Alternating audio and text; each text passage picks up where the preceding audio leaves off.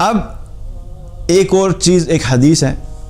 جو کہ اسی سے متعلق، اور یہ بہت خطرناک بات ہے جو کہ اس حدیث میں بیان ہوئی ہے۔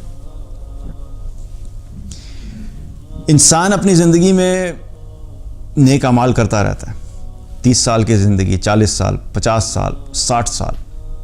نیک اعمال کرتا رہا۔ آپ سوچیں کسی شخص نے 60 سال نمازیں پڑھی ہوں، 60 سال قرآن پڑھا ہو، 60 سال اس نے صدقہ کیا ہو، 60 سال اس نے تہجد کی نمازیں پڑھی ہوں، بڑے بڑے اعمال ہیں نا، اور ایک مطلب چند مہینے نہیں، چند دن نہیں، 50 سال 60 سال کی عبادات، لیکن معاملات سے غافل ہے۔ اس کو یہ نہیں پتا کہ میں نے دوسرے کے بارے میں کیا رائے قائم کرنی ہے، اس کو یہ نہیں پتا کہ میں نے دوسرے مسلمان کے بارے میں کیا سوچ رکھنی ہے۔ اور کئی دفعہ ہوتا ہے کہ عبادات کا بھی تکبر ہو جاتا ہے انسان کے اندر۔ انسان جب بڑی عبادات کرتا ہے نا تو شیطان اس کو یہ بھی بتاتا ہے کہ تم تو بڑے متقی ہو، تم تو نمازیں پڑھتے ہو، دیکھو فلاں نماز نہیں پڑھتا، فلاں پردہ نہیں کرتا، فلاں گانے سنتا ہے، فلاں تو ڈانس شوز کرتا ہے۔ تو انسان کے اندر شیطان عبادات کا جو ہے نا، اس کی نیکی، اس کے تقوی کا تکبر بھی پیدا کرنا شروع کر دیتا ہے۔ تو عبادات اپنی جگہ پہ، لیکن معاملات کی بات کروں۔ صحیح مسلم کی حدیث ہے، اللہ کے رسول صلی اللہ علیہ وسلم نے فرمایا کہ ایک آدمی نے کہا،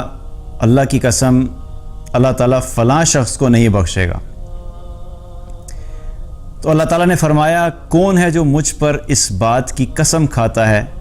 کہ میں فلاں شخص کو نہیں بخشوں گا؟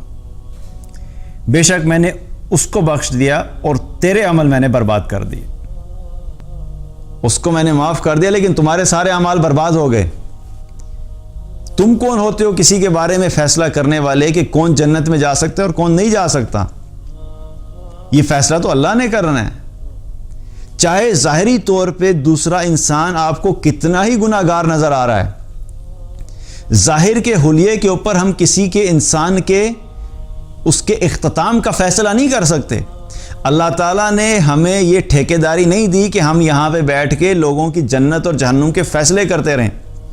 ہم یہ فیصلہ کریں کہ کون جنت میں جائے گا، کون جہنم میں جائے گا، ہم یہ فیصلہ کریں کسی کو دیکھ کر کہ یہ تو کسی صورت میں جو ہے یہ اللہ کی فرمانبرداری نہیں کرتا تو یہ تو جہنم میں جائے گا۔ ہم یہ فیصلہ نہیں کر سکتے۔ اللہ تعالیٰ نے ہمیں جو ذمہ داری دی ہے وہ یہ ذمہ داری دی ہے کہ لوگوں کو اچھی بات بتانا، اچھائی بتانا اور برائی سے روکنا کہ یہ غلط کام ہے، لیکن لوگوں کے الٹیمیٹ اینڈ کیا ہوگا اس کا فیصلہ اللہ نے کرنے کا اختیار ہمیں نہیں دیا۔ اور آج اگر دیکھا جائے تو بڑی انفارچونیٹ سچویشن ہے کہ اکثر لوگ وہی عبادات میں بہت ٹھیک ہوتے ہیں لیکن بیٹھ کے دوسرے مسلمانوں کے بارے میں ایسی ایسی باتیں کر رہے ہوتے ہیں کہ یوں محسوس ہوتا ہے کہ صرف وہ جو بات کرنے والا ہے وہ تو جنت کا سرٹیفکیٹ لے کے بیٹھا ہوا ہے، ہم لوگ تو بالکل چونکہ جنت میں جانے والے ہیں، اور یہ جو فلاں فلاں لوگ ہیں نا یہ تو گمراہ ہیں،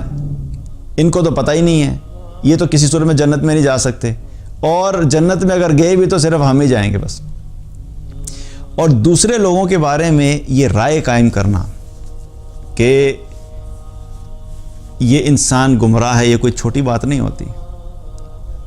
بہت سوچ سمجھ کے کسی دوسرے مسلمان کے بارے میں بات کرنی چاہیے۔ اب یہاں پہ یہ چیز بھی ضروری ہے سمجھنا کہ کسی دوسرے مسلمان کے ساتھ اختلاف کیا جا سکتا ہے، ہو سکتا ہے اس کی اپنی ایک رائے ہے اور دین کے اعتبار سے بھی اپنی ایک رائے ہو سکتی ہے۔ آپ اس کی رائے کے بارے میں یہ کہہ سکتے ہیں کہ نہیں، قرآن و سنت کی ان دلائل کی روشنی میں جو ہے ہمیں یوں لگتا ہے کہ یہ چیز زیادہ بہتر ہے، بس اتنا تو آپ کر سکتے ہیں۔ لیکن دوسرے انسان کو ذلیل کرنا، اس کا نام لے کے، اس کو ٹارگٹ کر کے، اس کو فوکس کر کے اس کی تذلیل کرنا، اس کے بارے میں ایسی بد زبانی کرنا، اس کے بارے میں بد اخلاقی کرنا، لوگوں کے سامنے اس کی عزت کی دھجیاں اڑانا، اس چیز کی اجازت ہمارا دین ہمیں نہیں دیتا۔ اور یہ اٹ سیلف کیا ہوتا ہے کہ جب انسان کو کہتا ہے نا کہ نہیں یہ اس چیز کی بنیاد کے اوپر ہم ٹھیک ہیں اور تم تو بالکل گمراہ ہو، تو یہ بھی تکبر ہے۔ آپ دوسرے کو یہ بتا دیں کہ درست چیز کیا ہے، باقی یہ فیصلہ کہ وہ کرے گا کہ نہیں کرے گا اس کو ہمیں جبرن کروانے کا ہماری ذمہ داری نہیں ہے۔ اس تک بات اچھے طریقے سے احسن طریقے سے پہنچانا یہ ہماری ذمہ داری ہے. لیکن ہمارے ہاں کیا ہوتا ہے کہ بجائے اس کے کہ نرمی کے ساتھ اخلاق کے ساتھ دوسروں کے ساتھ بات کی جائے اور دوسروں کا احترام کرتے ہوئے اس کے ساتھ اختلاف کیا جائے، اس چیز کو تو لگتا ہے کہ ہمارے چونکہ دین کے بارے میں بات ڈسکشن ہوتی نہیں تو لگتا ہے کہ ہمارے دین کا حصہ ہی نہیں ہے. اور یہ یوں سمجھا جاتا ہے کہ ہم نے اپنے اوپر ایک فرض کیا ہوا ہے کہ اگر ہمیں کسی مسلمان کا کوئی عیب پتہ لگ گیا تو بجائے اس کے کہ اخلاق کے ساتھ اس کی صلاح کریں، اس کے عیب کو ڈھونڈنا اور ڈھونڈنے کے بعد اس کو ایسا رگڑا لگائیں گے اس شخص کو کہ جب تک پوری دنیا کو نہیں پتہ لگ جائے کہ فلاں مسلمان نے یہ غلطی کی ہے تب تک کیا کلیجے کو ٹھنڈ نہیں پڑتی. کسی مسلمان سے غلطی ہو سکتی ہے، ہوگی، اور وہ عالم بھی ہو سکتا ہے. میں کہتا ہوں وہ عالم بھی ہو سکتا ہے، وہ مفتی بھی ہو سکتا ہے، بہت بڑا اہل علم بھی ہو سکتا ہے، اس سے غلطی ہو سکتی ہے کیونکہ ہے تو انسان. تو اس صورت میں کرنے کا کیا کام ہے کہ بجائے اس کے کہ اس انسان کی ساری زندگی کی جو خدمات ہیں، اس نے جو دین کے لیے محنت کی، کوشش کی، جو اس کی خدمات ہیں، اور اس میں سے کچھ غلطیاں اس سے ہو گئیں،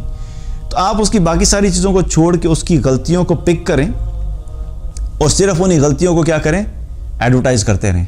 لوگوں کو بتاتے رہیں دیکھیں جی اس نے یہ کیا، دیکھیں جی فلاں شخص نے یہ کیا، اس کی یہ غلطی ہے. یہ بہت خطرناک کام ہے.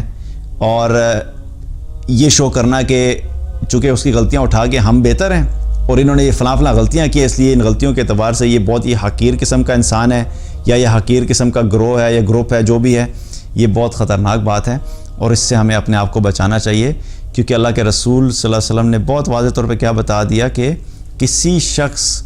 کے برا ہونے کے لیے اتنا ہی کافی ہے کہ وہ کسی دوسرے مسلمان کو حقیر سمجھے. تو سمجھنا اگر اتنا برا ہے تو پھر کسی مسلمان کے بارے میں بری بات کہنا، پبلکلی اس کی بےزتی کرنا، اس کی تذلیل کرنا، یہ تو اس سے بدرجہ اولا، اس سے بھی بڑا گناہ ہے. تو اللہ تعالیٰ سے دعا ہے کہ اللہ تعالیٰ ہم سب کو دین کی صحیح فہم عطا فرمائے.